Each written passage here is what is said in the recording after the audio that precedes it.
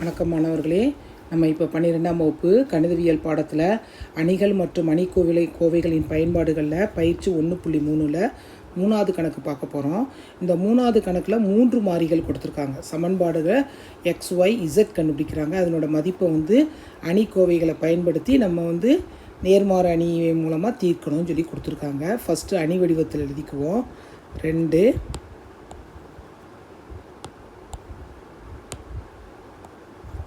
3 -1 1 1 1 3 -1 -1. ஓகேவா? இது என்னது மாறிகளை வச்சு எழுதுகிறோம். அடுத்து XY Z ஈக்குவல் டு 9 9 -1. அப்படின்னா என்ன அர்த்தம்? நம்ம கண்டுபிடிக்க போகிறது X is equal to A inverse B. A inverse B. சரி, இப்போ ஃபஸ்ட்டு நம்ம A இன்வெர்ஸ் கண்டுபிடிக்கிறதுக்கு mod A கண்டுபிடிக்கிறோம். mod Aனா மதிப்பு கண்டுபிடிக்க போகிறோம். ஏவுடைய மதிப்பு கண்டுபிடிக்க போகிறோம். ஏயோட மதிப்பு நம்மளுக்கு ஏற்கனவே செஞ்சது தான், திரும்ப திரும்ப அதே தான் செய்ய போகிறோம். 2 இன்ட்டு அந்த நிறையும் அதுக்கு சம்பந்தமான நிறையும் நிரலையும் விட்டுட்டு நம்ம செய்யணும். 2 இன்ட்டு -1 +1 -3 இன்ட்டு -1 -3 -1 இன்ட்டு -1 -3 செய்யும்போது 0 மைனஸ் இன்ட்டு மைனஸ் ப்ளஸ்ஸு, இங்கே -4, இங்கே ஒரு -1 இருக்குது. அப்போனா +4 16 16 நாட் ஈக்குவல் டு 0. அப்படின்னா என்னது? ஏ இன்வெர்ஸ் காண இயலும். தேர்ஃபோர் ஏ இன்வெர்ஸ் காண இயலும்.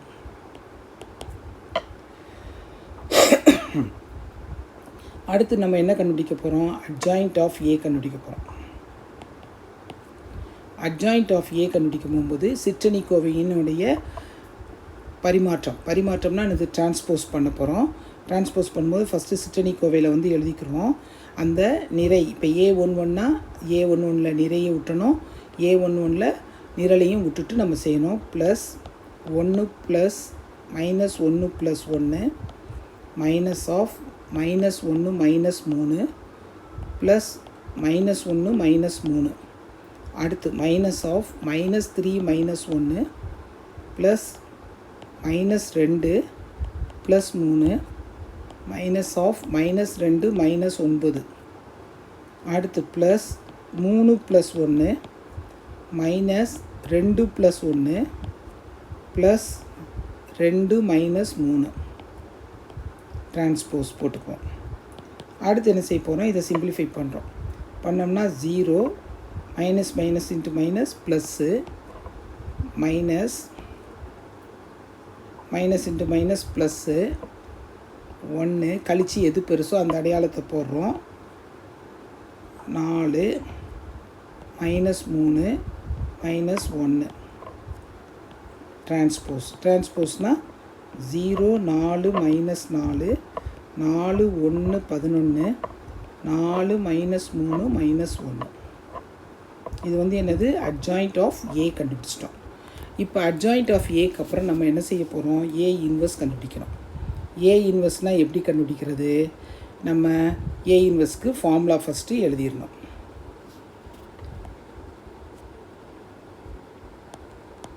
ஏ inverse is equal to 1/mod A adjoint of A.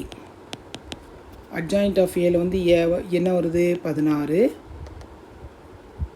0 4 4 4 1 -3 -4 11 -1. ஓகேவா? சரி, இப்போ அடுத்தது அடுத்த step X is equal to A inverse B. எக்ஸுங்கிற இடத்துல X Y Z போட்டுக்கோங்க. A inverse 1/16 0 4 4 4 1 -3 -4 11 -1. Bங்கிற இடத்துல 9 9 -1.